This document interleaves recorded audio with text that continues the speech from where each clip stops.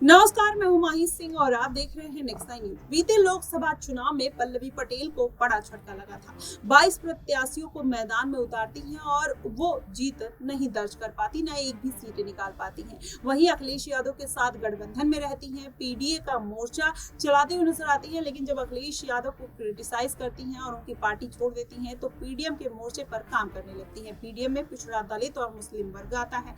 ऐसे में पल्लवी पटेल ओवैसी के साथ गठबंधन में जाती है। वहीं हाई कोर्ट से जिस तरीके से चुनाव चिन्ह को लेकर पल्लवी पटेल को झटका लगता है, फिर ओवैसी से वो जब चुनाव चिन्ह पर चुनाव लड़ने की बात कहती है, ओवैसी साफ तौर पर इनकार कर देते हैं। तब से यही माना जा रहा था कि ओवैसी के साथ उनका जो गठबंधन है वो अब चलने वाला नहीं है। पल्लवी पटेल एक कहीं ना कहीं कद्दावर नेता रही है। सिराथू सीट पर चर्चा में तब आई जब सिराथू सीट से उन्होंने केशव प्रसाद मौर्य को हरा दिया। वहीं पल्लवी पटेल से बात की जाए और अनुप्रिया पटेल की दोनों बहनें हैं और आपस में दोनों की बिल्कुल नहीं बनती। अब योगी आदित्यनाथ ने 25 मिनट की मुलाकात उनकी कहीं ना कहीं इस बात की तरफ इशारा करते हैं कि केशव प्रसाद मौर्य और अनुप्रिया पटेल को डाउन करने के लिए योगी आदित्यनाथ पल्लवी पटेल को भारतीय जनता पार्टी में एंट्री दिला सकते हैं। और अगर ये एंट्री हुई तो जाहिर तौर पर इन दोनों बड़े नेताओं के लिए बड़ी चुनौती मानी जा सकती है। और ये चुनौती अगर निकल कर आएगी तो सबसे ज्यादा जो नुकसानदायक होगा वो कहीं ना कहीं केशव प्रसाद मौर्य और अनुप्रिया पटेल के लिए होगा। अब ऐसे में ये पूरा जो माहौल है कहीं ना कहीं इसी बात की तरफ इशारा कर रहे हैं। लेकिन अनुप्रिया पटेल अगर देखा जाए तो योगी आदित्यनाथ से आरक्षण के मुद्दे को लेकर जिस तरीके से खफा नजर आ रही है, बार बार कितने आरक्षण कितने लोगों को दिए, कितनी नियुक्तियां की गई, इसको लेकर चिट्ठी लिखती हैं, पत्र लिखती हैं, जिसके बाद कहीं ना कहीं योगी आदित्यनाथ उनसे खफा नजर आते हैं और जब मीटिंग बुलाते हैं तो मीटिंग में भी वो उपस्थित नहीं होती हैं। वहीं अगर पल्लवी पटेल की बात करें तो पल्लवी पटेल इसके पहले मायावती की तरफ रुख करना चाह रही थी। चंद्रशेखर आजाद के साथ भी उनके जो रिश्ते हैं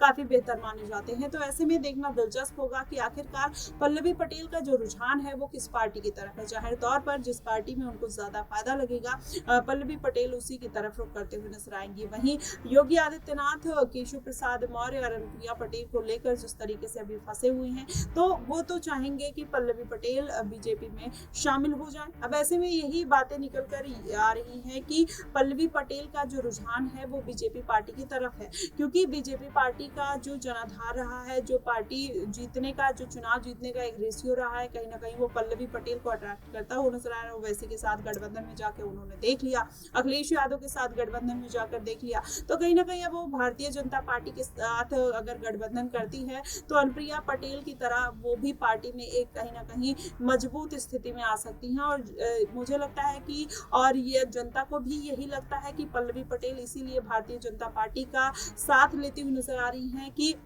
उनको अनुप्रिया पटेल की तरह कोई मंत्री पद मिल जाए, कोई कैबिनेट की जगह मिल जाए, तो शायद अपनी पार्टी को फिर से बचाने के लिए, अनुप्रिया पटेल को नीचा दिखाने के लिए या फिर अनुप्रिया पटेल का वर्चस्व कम करने के लिए पल्लवी पटेल भारतीय जनता पार्टी का रुख कर सकती है। और अखिलेश यादव को भी कहीं ना कहीं इस बात का बड़ा झटका लग सकता है। वहीं अखिलेश यादव ने ये साफ तौर पर कहा कि वो सिराथू सीट से विधायिका है, तो क्या उनकी विधायकी रद्द कर देंगे? तो अखिलेश यादव कहते हैं कि नहीं, वो एक अच्छी नेता है, उनकी विधायकी वो रद्द नहीं करेंगे। वैसे में यही उपचुनाव अगर पल्लवी पटेल को कोई एक सीट दी जाती है या 2 सीटें दी जाती है, अगर वो भारतीय जनता पार्टी में शामिल होती हैं, तो जाहिर तौर पर तब जाकर अखिलेश यादव को बड़ा झटका लगता हुआ नजर आएगा। और विधानसभा चुनाव में पल्लवी पटेल अगर सिराथू सीट से हार गई, केशव प्रसाद मौर्य जीते या केशव प्रसाद मौर्य हारे, तो कहीं ना कहीं वो पूरा समीकरण बदलता हुआ नजर आएगा और योगी आदित्यनाथ के फेवर में पूरा मामला आता हुआ दिखाई दे सकता है। अब देखना दिलचस्प होगा कि आखिरकार ये जो यूपी की सियासत है किस तरफ जाती हुई नजर आ रही है। आपको क्या कुछ लगता है